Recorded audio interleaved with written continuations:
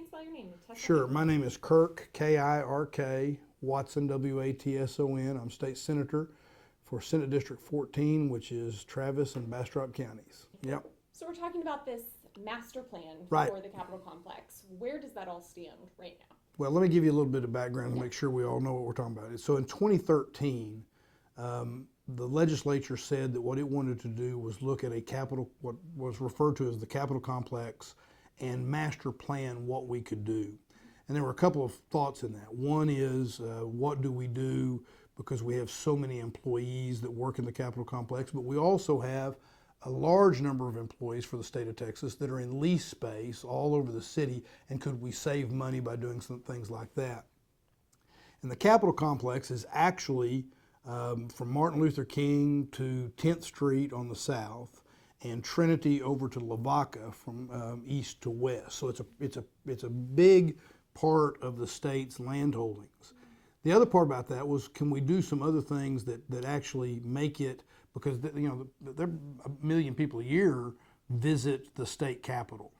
Are there things we can do to make that experience for Texans a better experience? So out of that work, beginning in 2013, by 2016, we had the Capitol Complex Master Plan. And I've been proud to be one of the senators that's been on a joint committee kind of overseeing the development of that. And in 2016, the legislature appropriated around $580 million in order to go ahead with phase one of the Capitol Complex Master Plan. And that is, in my mind, just a glorious opportunity. It will create, among other things, a 4-acre, tree-lined, pedestrian-friendly, what we're calling the Texas Mall. And it will be a cultural center right in the heart of Austin, Texas, and one for not just Austinites to enjoy, although it becomes an amazing urban green space for Austinites, but also for all Texans to enjoy. It also will include a couple of other things. It'll include at the corner of MLK and North Congress. It will include a new building that's a little over 600,000 square feet. And then at around 17th Street in Congress, there'll be one that's a little over 400,000 square feet. And underground, under both those buildings and under the mall, there will be 5 floors of parking.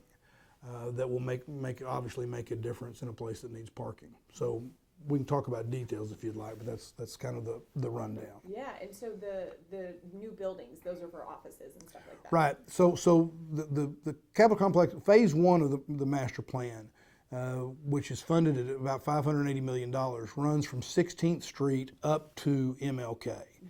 What it funds is the building of 2 buildings, so you get a large number of additional square footing for office buildings. But they're being done in a way that will actually continue to have life in them even after 5 o'clock. Mm-hmm. In addition to that, the building that's located at the corner of MLK and 18th Street, right directly across from the Bullock Museum and the Blanton Museum, that will have an amphitheater available for concerts and music and other activities.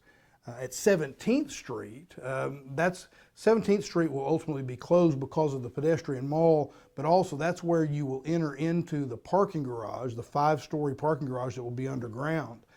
At that point, there will be a place for a stage where we can have musical events where the Capitol is the backdrop to everything.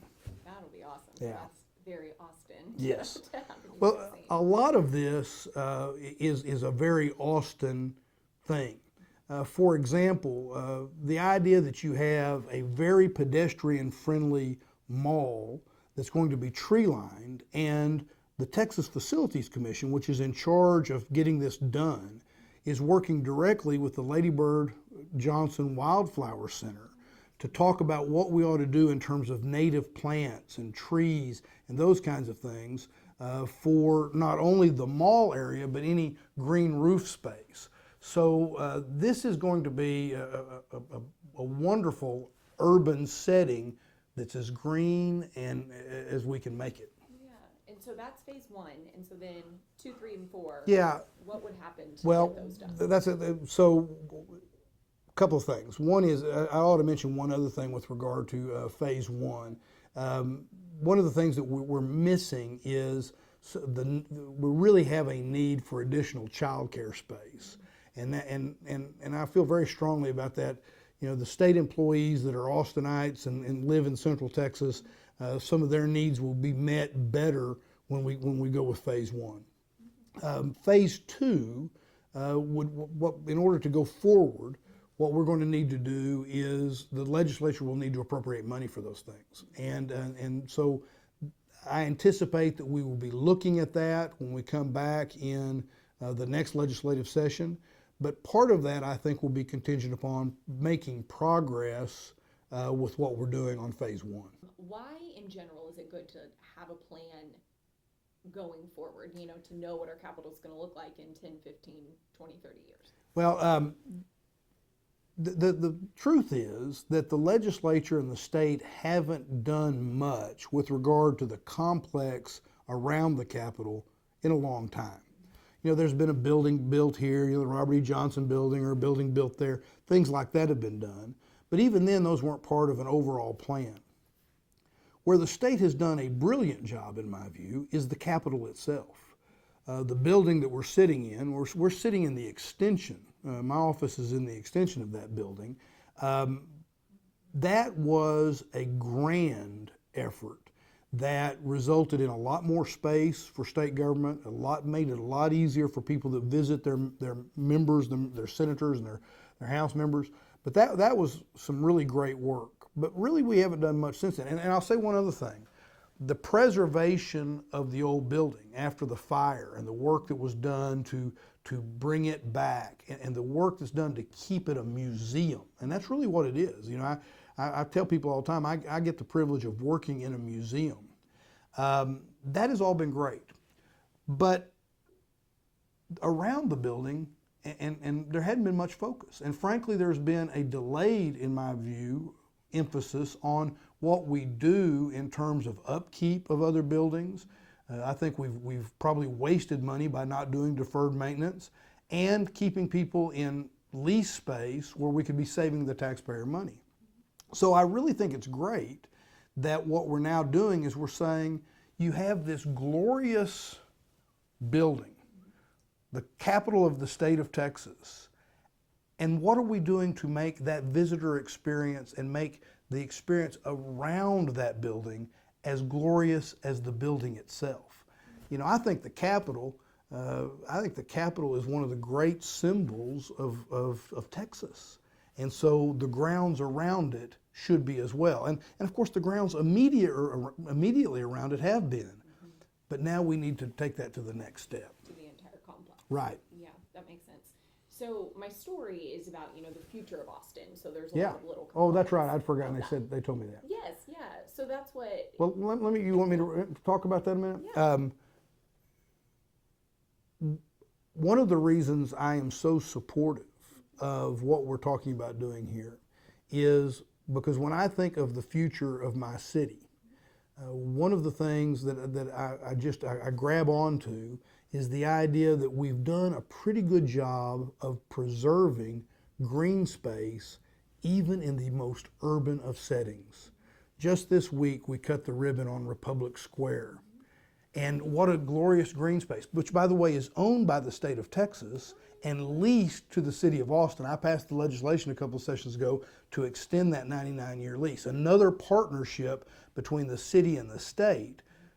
And the city's going to need to take some action with regard to the Capitol Complex Master Plan. But when I think of the future of Austin, and I think you have to think of the fact that we are the capital of the state of Texas.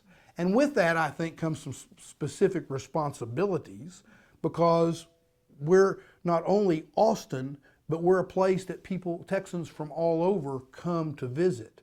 And they come to visit the glorious capital, but if we can then, as part of Austin and part of the capital of the state of Texas, have an urban Texas mall with green space, pedestrian-friendly, tree-lined, have concerts, have the Texas Book Festival, have those kinds of things, we have really added to the future of our city. You know, when we talk about the future, we have to focus on the past a little. And one of the things that I love about the past is that when Edwin Waller was commissioned to lay out the city of Austin, Shoal Creek was the eastern border. Waller Creek was the eastern border. Shoal Creek was the western border. The river was the southern border. And they named a hill at the top of, a hill Capitol Hill. And they planned to build this glorious building on that. Now, the original Capitol was at a different place, but they ultimately built this building. Well, as I think of the history, you can't talk about Austin's history without the Capitol complex. And I don't think you can talk about Austin's future in the way we want it to be without making sure that Capitol complex is as glorious as the building itself.